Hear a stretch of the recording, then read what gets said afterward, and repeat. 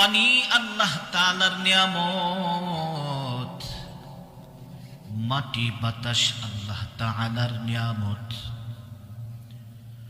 স্বর্ণের খনি আল্লাহ তাআলার নিয়ামত, হীরার খনি আল্লাহ তাআলার নিয়ামত, মণি মুক্তা আল্লাহ তাআলার নিয়ামত, চক্ষু আল্লাহ তাআলার নিয়ামত, সুস্বাস্থ্য আল্লাহ তাআলার নিয়ামত, সময় আল্লাহ তাআলার নিয়ামত, ফল ফলাদি শাক সবজি মাছ এগুলো আল্লাহ তাআলার নিয়ামত। আল্লাহ তাআলা আমাদেরকে অসংখ্য অগণিত নিয়ামতের মধ্যে ডুবায় রাখছেন। এই নিয়ামতগুলোর শুকরিয়া যদি কিয়ামত পর্যন্ত বান্দা আদায় করে, বান্দা এইগুলোর শুকরিয়া আদায় করে শেষ করতে পারবে না। বান্দা যদি এই নিয়ামত গণনা করতে চায়, আল্লাহ তাআলার এই নিয়ামতগুলো গণনা করে শেষ করতে পারবে না। আল্লাহ তাআলা পবিত্র কুরআনুল কারীমে বলেন, ওয়া ইন তাউদ্দু নি'মাতাল্লাহি লা তুহসুহা, তোমরা যদি আল্লাহ তাআলার নিয়ামত গণনা করতে চাও, লা তুহসুহা, এই নিয়ামতগুলো গণনা করে শেষ করতে পারবে না। আল্লাহ তাআলা জান্নাতি 4টি স্থায়ী নিয়ামত আছে,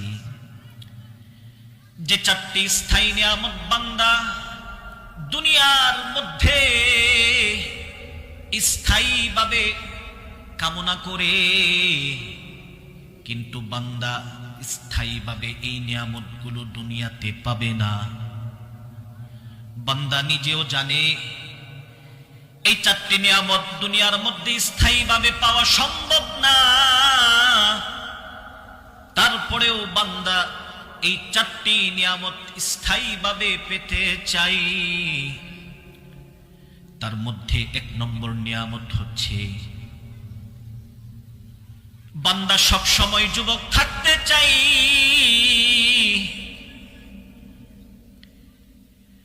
বান্দার পক্ষে যুবক থাকা দুনিয়ার মধ্যে স্থায়ীভাবে সম্ভব না। বান্দাকে বেঁচে থাকলে অবশ্যই বুড়ো হতে হবে, বান্দাকে বৃদ্ধ হতে হবে, কিন্তু মানুষ বুড়ো হতে চায় না। দেখবেন অনেক বুড়া লোক আছে, গালের মধ্যে ব্লেড লাগায়, শেভ করে যেন যুবক যুবক লাগে। এমন অনেক বুড়া মানুষ আছে যাদের দাড়ি আছে, কিন্তু ওই বুড়া ব্যক্তি দাড়ির মধ্যে কালো কলপ লাগাই যেন নিজে যুবক থাকতে পারে। কথা কোন ঠিক কিনা? অথচ আল্লাহর নবী বলেন, গায়রু হাদা ফাজতানিবুস সুদ। আল্লাহর নবী বলেন, ও আবু কুহাফা, তোমার এই সাদা দাড়ি তুমি অন্য কোনো কালার দিয়া রাঙাও, এই কালো কালার তুমি দাড়ির মধ্যে দিও না। বার্ধক্যকে গোপন করার জন্য বান্দার জন্য দাড়িতে কালো কলব দেয়া হারাম। আল্লাহর নবী বলেন, কোন সাদা দাড়িওয়ালা যদি দাড়ির মধ্যে কালো কলব ব্যবহার করে, লাম ইয়ারহ রাইহাতাল জান্নাহ, ওই ব্যক্তি জান্নাতের ঘ্রাণও পাবে না। খুব কঠিন ব্যাপার। বার্ধক্যকে গোপন করার জন্য দাড়িতে কালো কলব দেয়া যাবে না। আল্লাহর নবী বলেন, লাল কলব দিবা, হলুদ কালার করবা। তাহলে হুজুর, যারা জোয়ান আছে, অসুস্থতার কারণে চুল দাড়ি পেকে যায়, তারা কি কালো কলব ব্যবহার করতে পারবে? মাবসুতে সারাকসি ফতোয়া গ্রন্থে আসছে, জায়েজ আছে, মাকরুহের সাথে জায়েজ। যুবক যদি হয়, বুড়া না যুবক, রোগের কারণে যদি চুলদারি পাইকা যায় দেওয়া যাবে, তবে মাকরুহ। মানুষ বুড়া হতে চায় না, বিশেষ করে যারা মহিলা আছে, মহিলারা তাদের বয়সকে গোপন করে। প্রকৃত বয়স মহিলারা বলতে চায় না, নিজে যুবতী সেজে থাকতে চাই। একবার একটা ঘটনা ঘটছে, একজন মহিলা কসমেটিক্সের দোকানের সামনে দিয়া যাবে, কসমেটিক্সের দোকানওয়ালা বলতেছে, চাচি কি লাগবে দোকানে আসেন। মহিলা রাগ করে বলছে, কিরে আমার কি বুড়ি মহিলা মনে হয় নাকি, চাচি ডাকলে কেন? দোকানদার বলতেছে, সরি সরি আন্টি, ভাবি ভুল হয়ে গেছে, ভাবি ভুল হয়ে গেছে। হ্যাঁ এবার ঠিক আছে। মুরব্বী মহিলা বুড়া ডাকলে রাগ করে। মানুষের এক নম্বর চাহিদা, মানুষ বুড়া হতে চায় না। এই বুড়া হতে মানুষ চায় না, অথচ এই নিয়ামত জান্নাতের নিয়ামত। জান্নাতের মধ্যে যুবক 33 বছরের নওজোয়ান যুবক হবে। জান্নাতের মধ্যে কোনো মানুষ বুড়া হবে না, বলেন সুবহানাল্লাহ। সহিহ বুখারী শরীফে হাদিস বর্ণিত হয়েছে, আল্লাহর নবী বলেন, শাবুন নাশাআ ফি ইবাদাতি রাব্বিহি,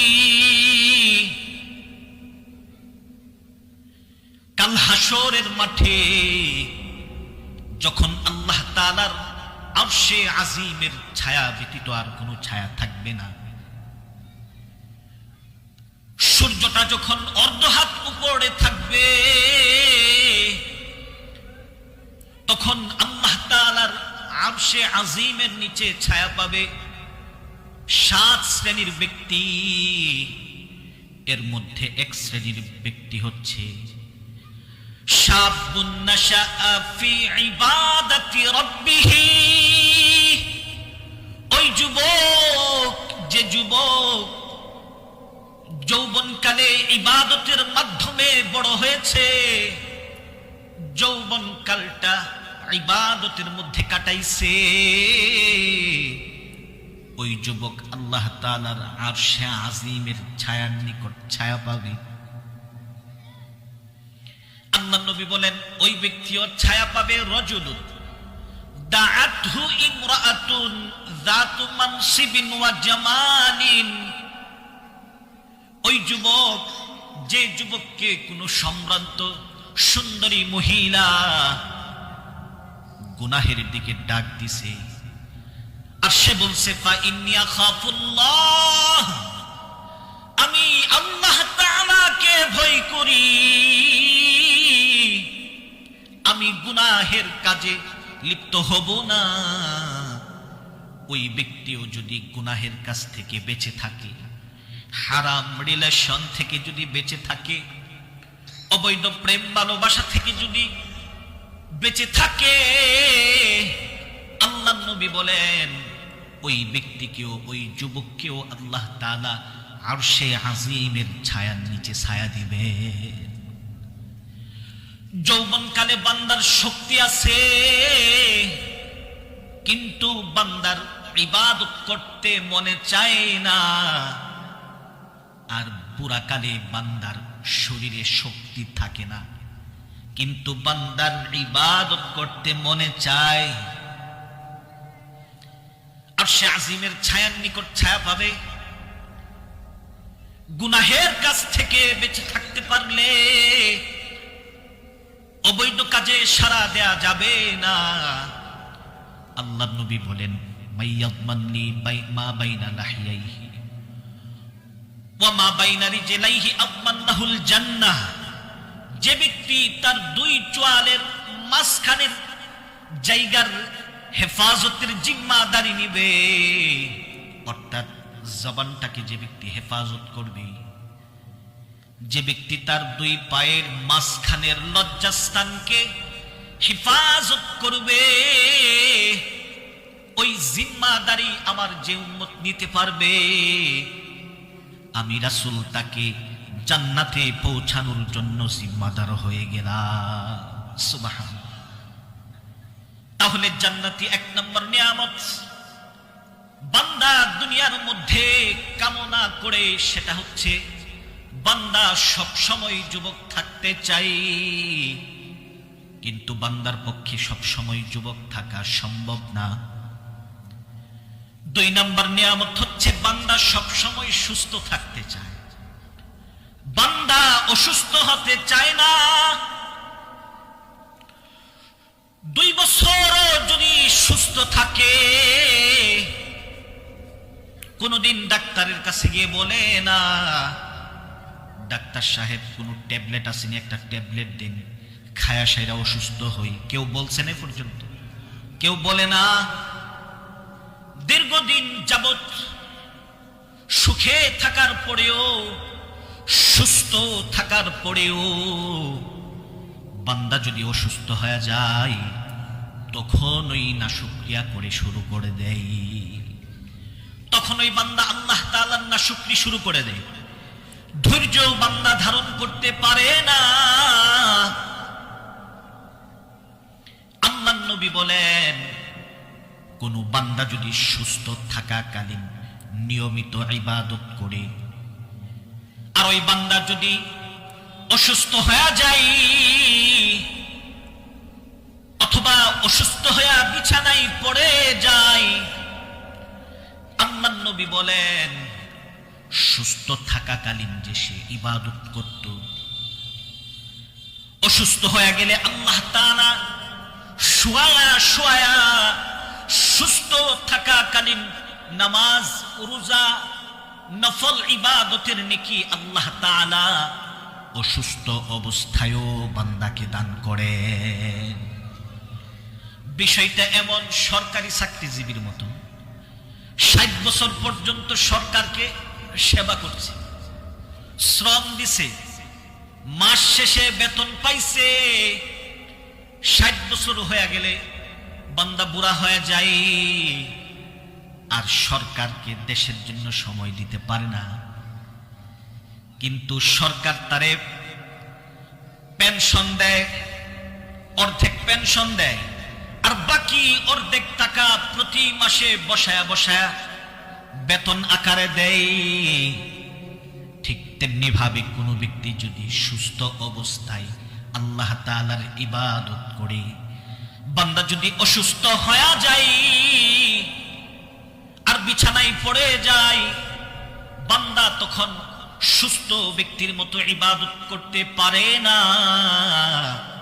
তখনও আল্লাহ তাআলা সুস্থ থাকাকালীন ইবাদতের কারণে, অসুস্থ থাকাকালীন সময়েও আল্লাহ তাআলা সুস্থ থাকাকালীন ইবাদতের সওয়াব তার আমল নামায় দান করে। সুবহানাল্লাহ। বুখারী শরীফে হাদিস বর্ণিত হয়েছে, আল্লাহর নবী বলতেছেন, নি'মাতানে মাগবুনুন ফীহিমা কাসীরুম মিনান নাস, আস-সিহহাতু ওয়াল ফারাগ। আল্লাহ তাআলার দুইটা নিয়ামত এমন আছে যে দুইটা নিয়ামতের ক্ষেত্রে মানুষ ক্ষতিগ্রস্ত হয়, যে দুইটা নিয়ামতের ক্ষেত্রে মানুষ ধোঁকা খায়। একটি হচ্ছে আস-সিহহা, সুস্থ থাকাকালীন নিয়ামত, ওয়াল ফারাগ, অবসর সময়ের নিয়ামত। এই নিয়ামতগুলোকে বান্দা কাজে লাগায় না, বান্দা কাজে না লাগায় ক্ষতিগ্রস্ত হয়।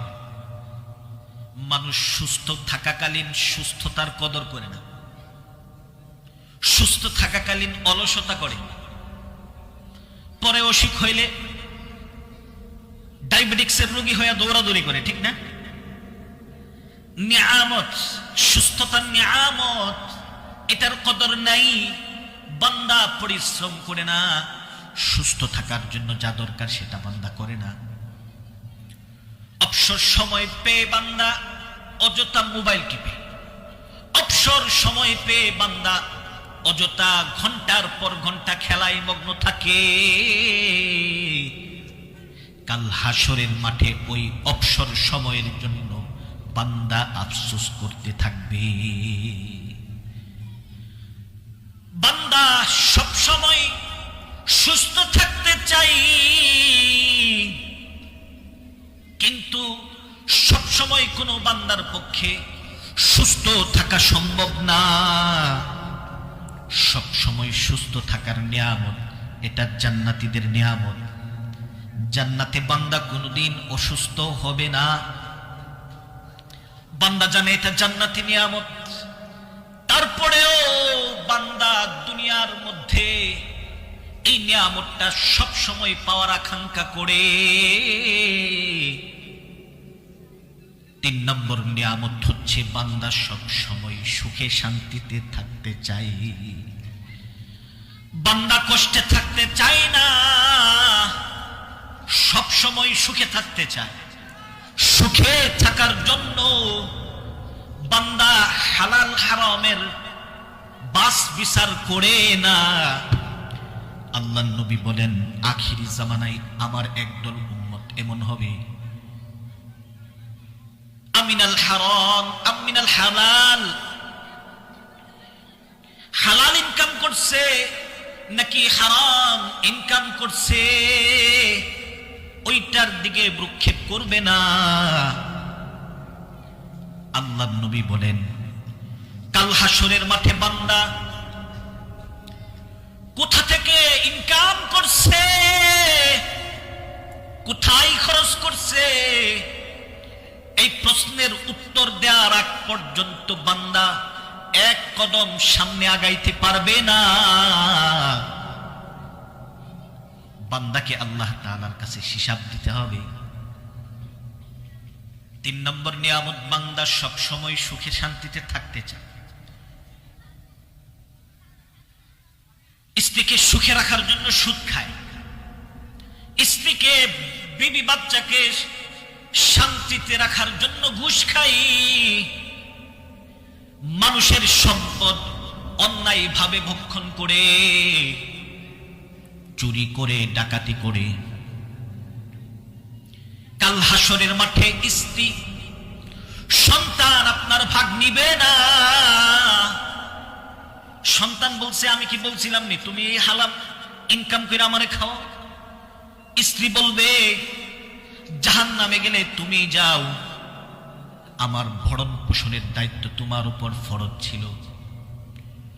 তুমি ঘুষ খায়া আমারে খাওয়াইছো, আমি তোমার ভাগ কি কারণে নিব? এই জন্য আমাদেরকে হালাল খেতে হবে, হারাম থেকে বেঁচে থাকতে হবে। দুনিয়াতে বান্দা সব সময় সুখে থাকবে এটা হতে পারে না। আল্লাহ তাআলা বান্দাকে সুখেও রাখবেন, আল্লাহ তাআলা বান্দাকে দুঃখেও রাখবেন। সুখ দুঃখ কেন আল্লাহ তাআলা রাখছেন? আল্লাহ তাআলা পবিত্র কোরআনুল কারীমে বলতেছেন, ওয়ালানাবলুওয়ান্নাকুম বিশাইইম মিনাল খাউফি ওয়াল জুউ ওয়া নাকসিম মিনাল আমওয়ালি ওয়াল আনফুসি ওয়াস সামারাত। আল্লাহ তাআলা বলেন, আমি তোমাদেরকে পরীক্ষা করব মিনাল জু' ওয়াল খাউফ, ভয়ভীতির মাধ্যমে, ক্ষুধার্তের মাধ্যমে তোমাদেরকে আমি পরীক্ষা করব। বান্দা ভয় পাবে, বিয়া করলে কি খাওয়াবো, বাচ্চা নিলে কি খাওয়াবো, দুইটাই তো বাঁধতে পারতেছি না, আরেকটা নিলে কি খাওয়াবো।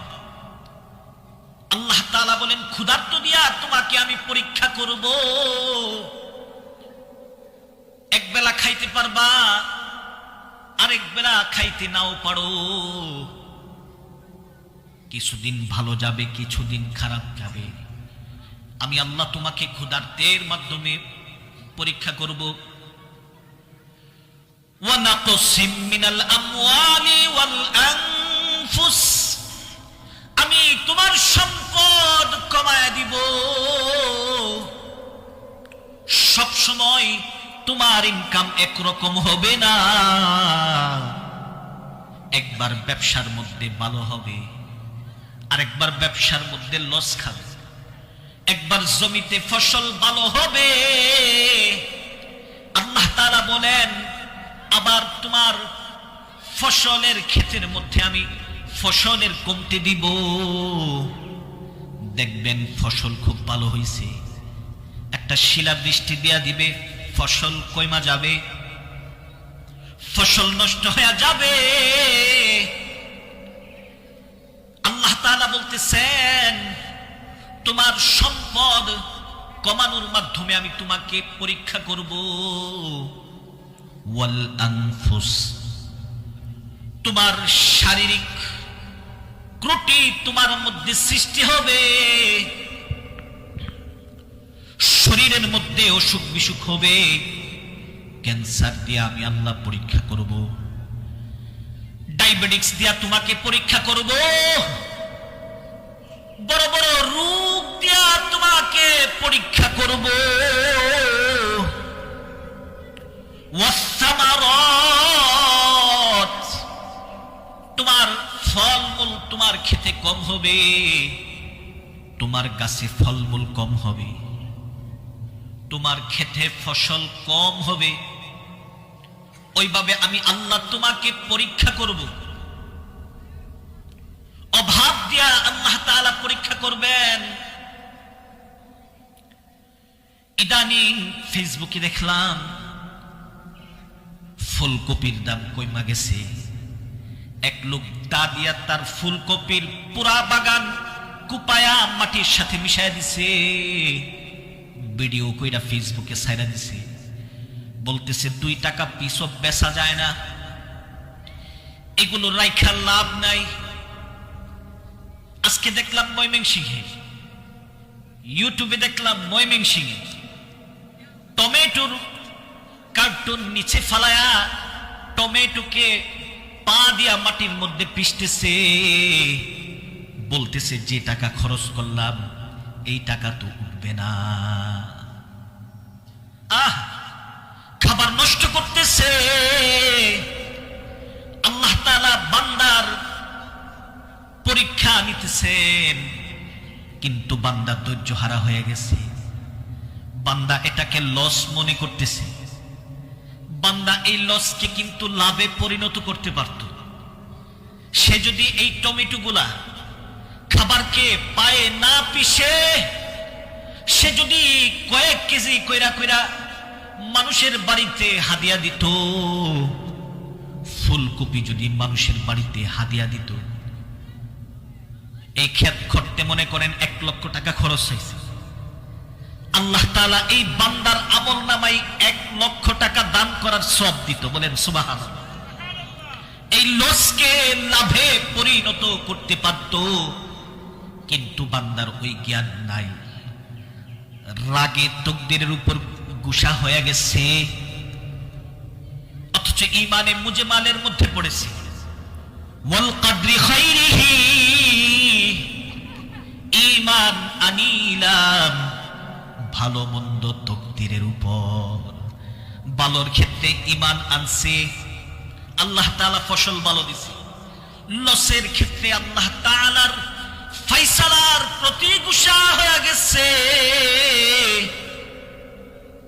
বান্দা লস মনে করতেছে, বান্দা তারে সুযোগ দিছিল এই লসকে দানের মাধ্যমে লাভে পরিণত করতে। এমনি তো সারা বছর দান করেন, একটা সুযোগ ছিল, এটাকে কুপায়া পায়ে পিষে নষ্ট করে দিছে।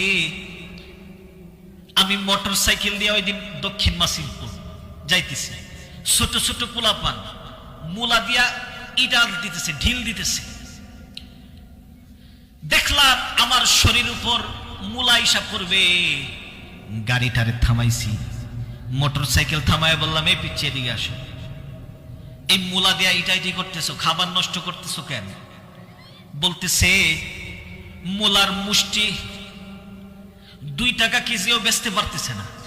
এই জন্য ক্ষেতের মালিক বলছে আমার ক্ষেতটারে পরিষ্কার করে দেন। এই জন্য খুশি ছুটে বেড়ান ক্ষেত পরিষ্কার করতেছে। ছোট ছোট মুলাফান সুযোগ পাইছে, মূলা তুইলা তুইলা রাস্তা দিয়ে ডালতেছে। মানুষ যে যাইতেছে পড়বে কিনা এটার খেয়াল নেই।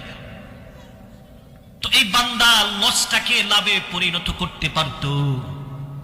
বান্দা যদি এইগুলো মানুষের বাড়িতে বাড়িতে কিছু টাকা পয়সা খরচ হইলেও যদি মানুষের বাড়িতে বাড়িতে দিয়াইতো, আপনি না করতেন? আপনি না করতেন যদি 5 কেজি টমেটো আপনার বাড়িতে দিয়াইতো? না করতেন না। 5টা ফুলকপি ওনার বাড়িতে, আমার বাড়িতে, এই ভাইয়ের বাড়িতে কেউ কি না করতো নাকি? না করতো না। হাদিয়া দিলে আল্লাহ তাআলা এই খেত করতে যত টাকা খরচ হয়েছে ওই পরিমাণ নেকি আল্লাহ তাআলা দানের নেকি তার আমলনামায় দান করত। কত সওয়াব হইতো। আল্লাহর নবী বলেন যদি কোনো মানুষ বিধবাদেরকে কিছু হাদিয়া দেয়, বিধবাদেরকে বাজার সদাই কইরা দেয়, আল্লাহর নবী বলেন দিনভর সিয়াম পালন করলে, রাত ভর তাহাজ্জুদ পড়লে যে নেকি হইতো সেই নেকি আল্লাহ তাআলা তার বান্দার আমলনামায় দান করবেন। এই জন্য দারুল উলুম দেওবন্দের সাবেক মুহতামিম সাহেবদের ঘটনা পড়ছি। বিধবা মহিলা যারা ছিল, বিধবা মহিলাদের বাড়িতে আগে বাজার কইরা পরে নিজের বাড়িতে বাজার নিয়ে যাইত। একজন ছাত্র জিজ্ঞেস করলেন, হুজুর আপনি ওই মহিলার বাড়িতে কেন বাজার দেন? হুজুর উত্তর দিছে, আমি তোর রাত ভর তাহাজ্জুদ পড়তে পারি না, দিনভর রোজা রাখার সামর্থ্য আমার নাই। আমি যদি ওই মহিলাকে বাজার করে দেই, আল্লাহর নবী বলছেন রাতভর তাহাজ্জুদ পড়লে, দিনভর রোজা রাখলে যে নেকি হতো সেই নেকি আল্লাহ তাআলা আমার আমলনামায় দান করবে। আল্লাহ তাআলা বান্দাকে সব সময় সুখে রাখবেন না, কখনো সুখে রাখবেন, কখনো বান্দাকে দুঃখে রাখবেন। আল্লাহ তাআলা বলতেছেন ইন্না মাআল উসরি ইউসরা, ইন্না মাআল উসরি ইউসরা, নিশ্চয়ই দুঃখের সাথে সুখ আছে, নিশ্চয়ই দুঃখের পরে সুখ আছে। এই কথাটাকে আল্লাহ তাআলা 2 বার বলছেন। মানুষের জীবনে 2টা পর্ব থাকে, সুখ অথবা দুঃখ। দুঃখে থাকলে আল্লাহ তাআলা দুঃখের পরে আপনাকে সুখ দিবেন যদি আপনি ধৈর্য ধারণ করেন। ওয়ালা সাউফা ইউতিকা রাব্বুকা ফাতারদা, তোমার রব তোমাকে এত দিবেন, এত দিবেন, ফাতারদা, তুমি খুশি হয়ে যাবে। আল্লাহ তাআলা পবিত্র কোরআনুল কারীমে বলতেছেন, আল্লাহ তাআলা বলেন এই দুঃখ দিয়া, অসুস্থতা দিয়া, ফলে কমতি দিয়া, খেতে কমতি দিয়া, অসুখ বিসুখ দিয়া আমি আল্লাহ না খাওয়ায়া বান্দাকে পরীক্ষা নেই। তারপর আল্লাহ তাআলা বলতেছেন ওয়াবাশশিরিস সাবিরিন, ও নবী আমার আপনি যারা ধৈর্য ধারণ করবে এই দুঃখে থাকার পরেও, যে বান্দা ধৈর্য ধারণ করবে আপনি রাসূল তাদেরকে জান্নাতের সুসংবাদ দিন। সুবহান। এই ধৈর্য ধারণ করতে পারলে, বিপদে ধৈর্য ধারণ করতে পারলে আল্লাহ তাআলা আপনাকে জান্নাত দিবেন। ইন্নামা ইউওয়াফাস সাবিরুনা আজরাহুম বিগাইরি হিসাব। আল্লাহ তাআলা বলতেছেন যারা ধৈর্য ধারণ করবে আল্লাহ তাআলা তাদেরকে বিগাইরি হিসাববিহীন জান্নাতের মধ্যে আল্লাহ তাআলা তাকে অসংখ্য অগণিত পুরস্কার দিবেন, যদি বান্দা ধৈর্য ধারণ করতে পারে। তাহলে ধৈর্য ধারণ কাকে বলে বোঝার দরকার আছে না? ধৈর্য ধারণ কাকে বলে? বিপদে পড়ছেন আর কিছুক্ষণ আল্লাহরে বইকা লাইছেন, আল্লাহ কি আমারই দেখছি আর কেউ রে পাইছে না? 5 ওয়াক্ত নামাজ পড়ি আমার খেতে ঠাডা ফলাইছে, আমার গাছের ফল সব পড়ে গেছে, 5 ওয়াক্ত নামাজ পড়েও আমি দেখা যায় দুঃখে থাকি। আর এই করমালি সুদ খায় ঘুষ খায়, হ্যাঁ দিয়ে 5 তলা বিল্ডিং, এ অনেক সুখে আছে। বিপদে পড়ছে, ব্যবসায় লস খাইছে, হাই হুতাশ করছে, বিকেল বেলায় বলছে আল্লাহ সবুর, ধৈর্য ধরলাম। এটা কিন্তু প্রকৃত ধৈর্য না। সারাদিন হাই হুতাশ কইরা বিপদে বিকালে বলছেন আল্লাহ সবুর, এটা কি না? ধৈর্য না। তাহলে প্রকৃত ধৈর্য কোনটা? সহিহ বুখারীতে হাদিস বর্ণিত হয়েছে, আল্লাহর নবী বলেন, ও মহিলা ইত্তাকিল্লাহ ওয়াসবিরি। একজন মহিলা কবরের কাছে হাউমাউ করে কাঁদতেছে। আল্লাহর নবী বলেন, ওহে মহিলা, আল্লাহকে ভয় করো, তুমি ধৈর্য ধারণ করো।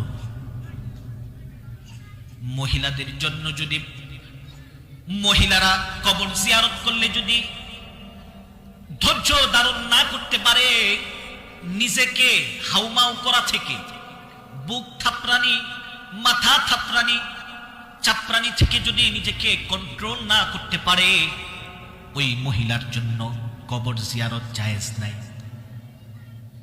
কারণ মহিলাদের দিল নরম, মহিলারা খুব বেশি ইমোশনাল হয়ে যায়।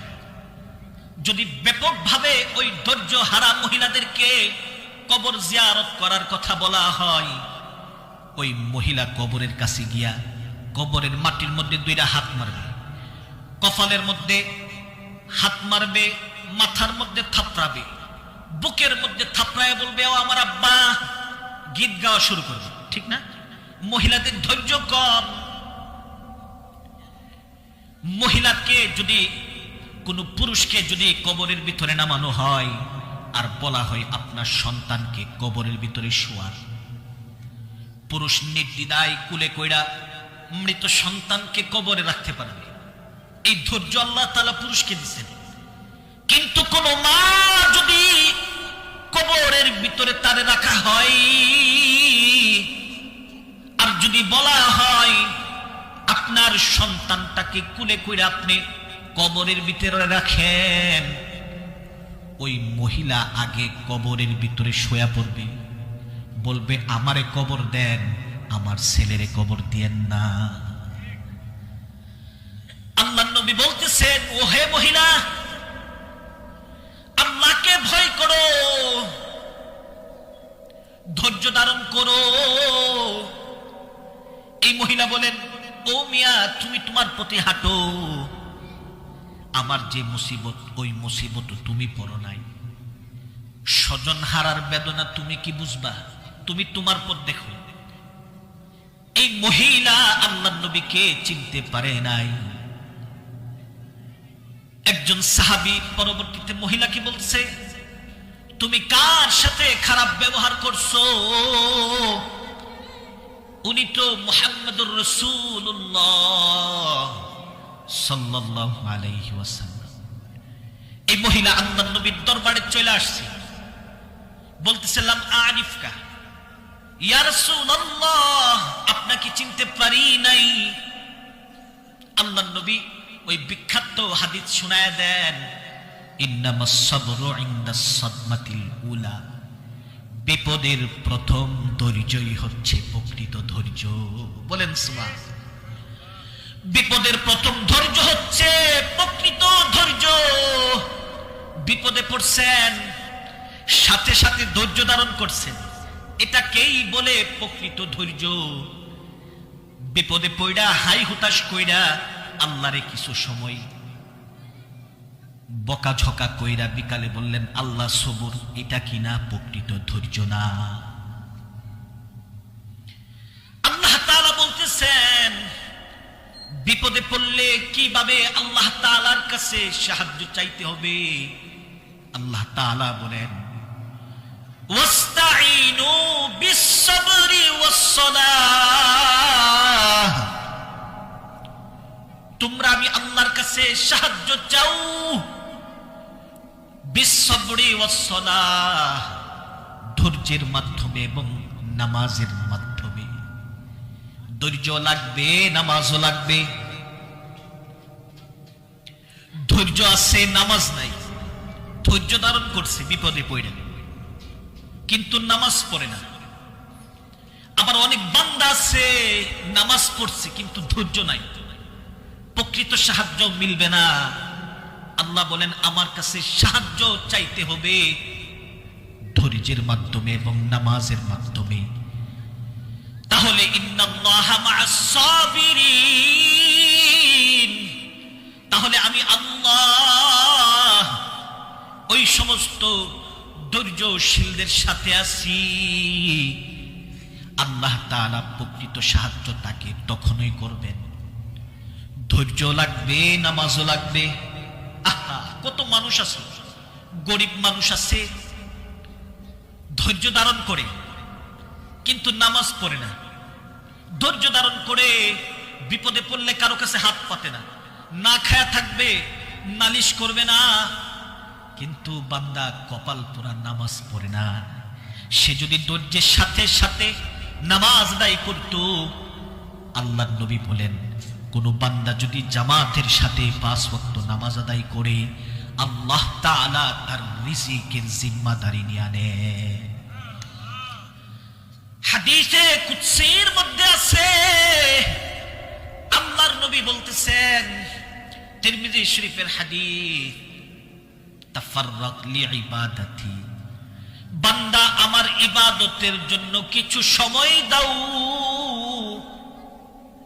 আমলা উসদরাকা গিনা, আমি আল্লাহ তোমাকে ধনী বানায় দিব। ওয়া আসুদ্দু ফাকরাক, আমি আল্লাহ তোমার দারিদ্রতা দূর করে দিব। সুবহানাল্লাহ। আর বান্দা আমার জন্য যদি কিছু সময় না দাও, আমার ইবাদত করার সময় তোমার হয় না, আমি তোমার 2টা ক্ষতি করব। আমলা উয়াদাইকা শুগলা, তোমার 2টা হাত আমি ব্যস্ততা দিয়ে পরিপূর্ণ করে দিব। সারাদিন তুমি শুধু ব্যস্ত থাকবা। ওয়ালাম আসুদ্দা ফাকরা, তোমার দারিদ্রতা আমি দূর করব না। আল্লাহর সময় না দিলে আল্লাহ আপনার সারা জীবন অভাবের মধ্যে ডুবায় রাখবেন। তাহলে 3 নম্বর জান্নাতি নিয়ামত, যে নিয়ামত বান্দা দুনিয়াতেই আকাঙ্ক্ষা করে, সেটা হচ্ছে বান্দা দুনিয়ার মধ্যে সব সময় সুখে শান্তিতে থাকতে চাই, কিন্তু বান্দার পক্ষে সব সময় সুখে শান্তিতে থাকা সম্ভব না।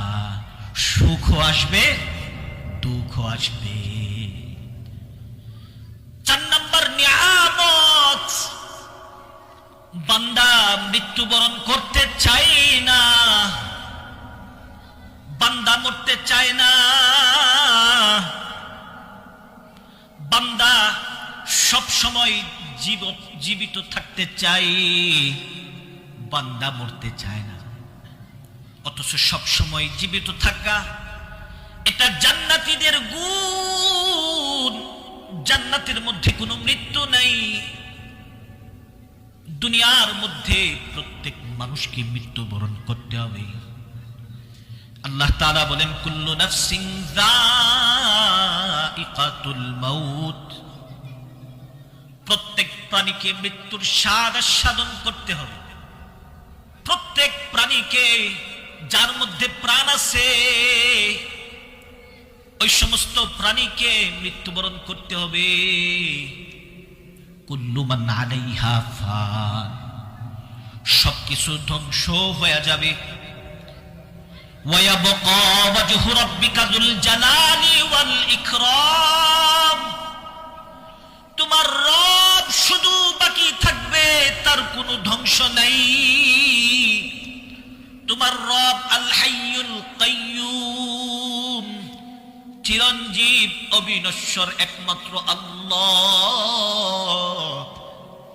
মানুষের মৃত্যু হবে, জিনেরও মৃত্যু হবে।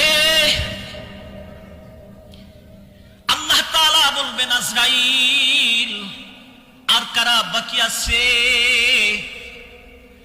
বলবে আসমানের যত ফেরেশতা আছে তারা প্রত্যেকেই তো বাকি আছে। আল্লাহ তাআলা বলবেন তাদেরও মৃত্যু হয়ে যাক। আজরাইল আলাইহিস সালাম আসমানের সমস্ত ফেরেশতার মৃত্যু ঘটাবে।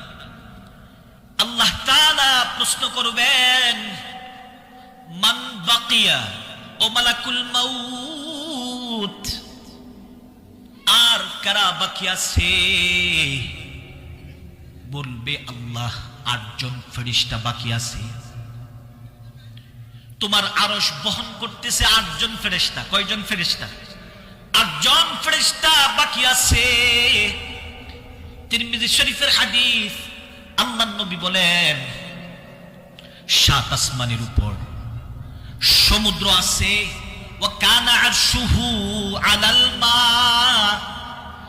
আল্লাহ তাআলা বলতেছেন আরশটা হচ্ছে পানির উপরে। আল্লাহর নবী বলেন ওই পানির উপরে 8 জন ফেরেশতা আছে। 8 জন ফেরেশতা কত বড়? তাদের পা থেকে হাঁটু পর্যন্ত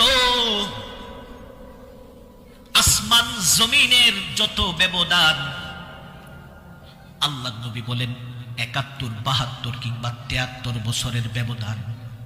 প্রথম আসমানের সাথে এই জমিনের ব্যবধান 71, 72 কিংবা 73 বছরের ব্যবধান। এত বড় 8 জন ফেরেশতা, তাদের পা থেকে নিয়ে হাঁটু পর্যন্ত এত বড়। আল্লাহর নবী বলেন মা বাইনা শাহমাতে উজুনিহি ইলা আতিকিহি 700 আম। এক একজন ফেরেশতার কান থেকে নিয়ে এই কাপ পর্যন্ত 700 বছরের পথ। এত বড় 8 জন ফেরেশতা পানির উপরে আল্লাহ তাআলার আরশকে বহন করে আছে। আল্লাহ তাআলা বলবেন ওই ফেরেশতাদের মৃত্যু ঘটায় দাও, ওই ফেরেশতাদের রূহ কবজ করে নাও। মালাকুল মাউত আজরাইল ওই 8 জন ফেরেশতার মৃত্যু ঘটায় দিবেন। আল্লাহ তাআলা বলবেন মান বাকিয়া, ও আজরাইল এখন কে বাকি আছে?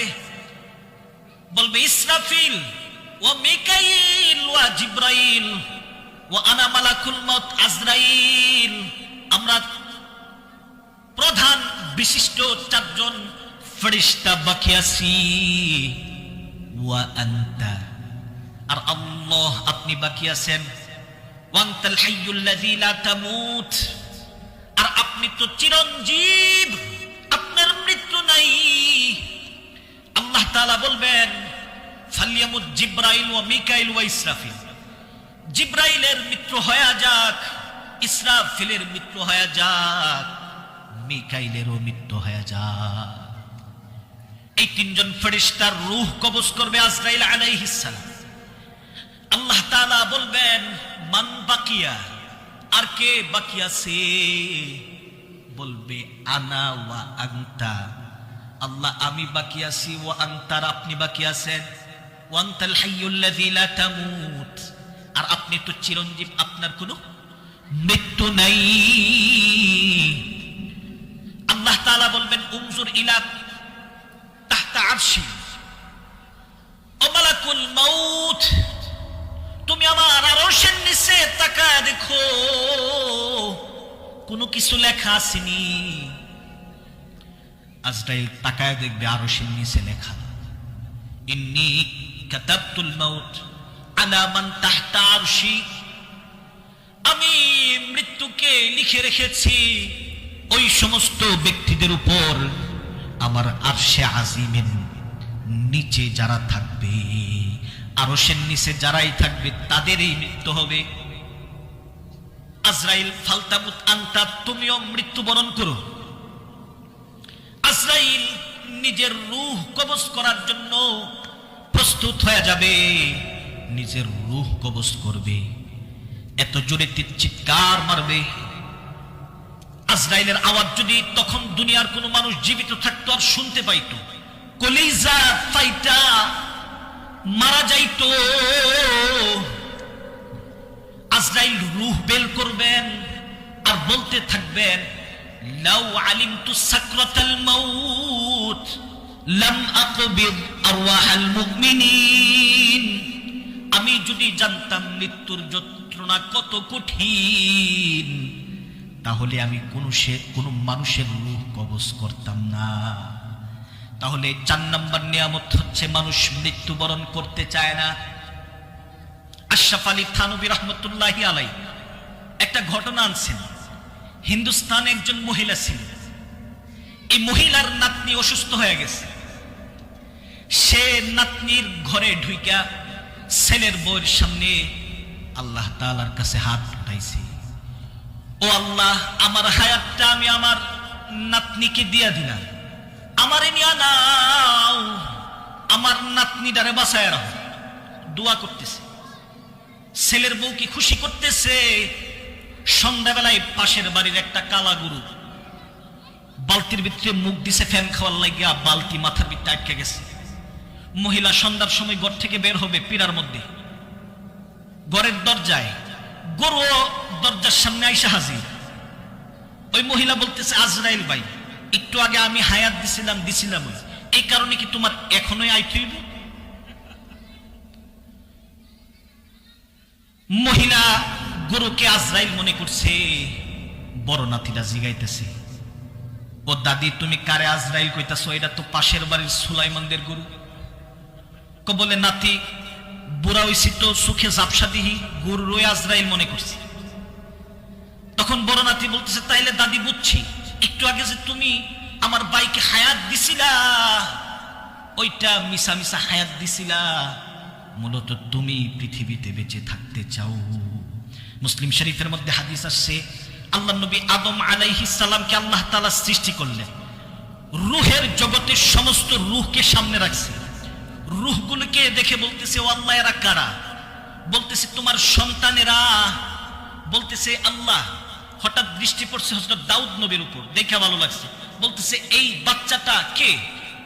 ইবনুকা দাউদ, তোমার সন্তান দাউদ। বলে, ও আল্লাহ, তার কি কিছু হায়াত বাড়ায় দেওয়া যায় না? না, এই সিস্টেম নাই।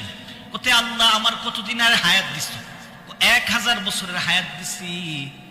বলে, আল্লাহ, আমার 60 বছরের হায়াত ওই আমার সন্তান দাউদকে দিয়া দিলাম। বলেন সুবহানাল্লাহ।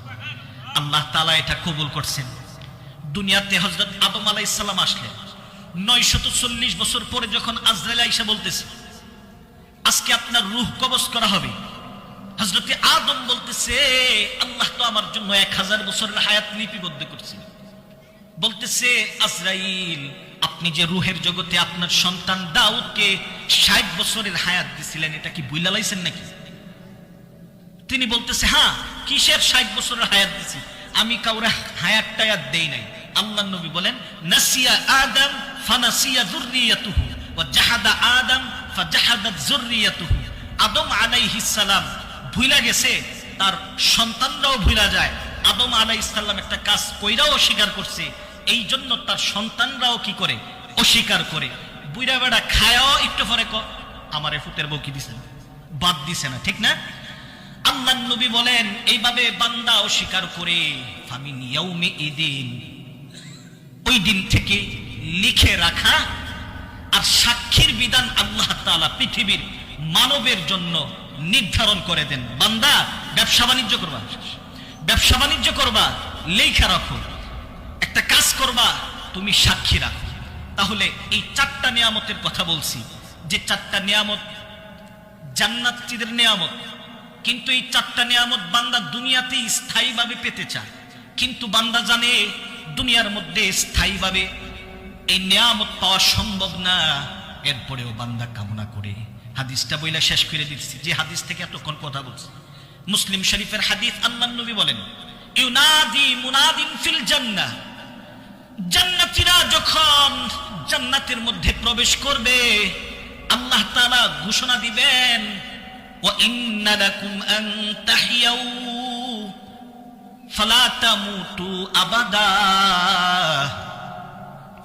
আজকের দিনে তোমরা জান্নাতের মধ্যে চিরস্থায়ী হয়ে থাকবে, আর তোমাদের কোনো মৃত্যু হবে না।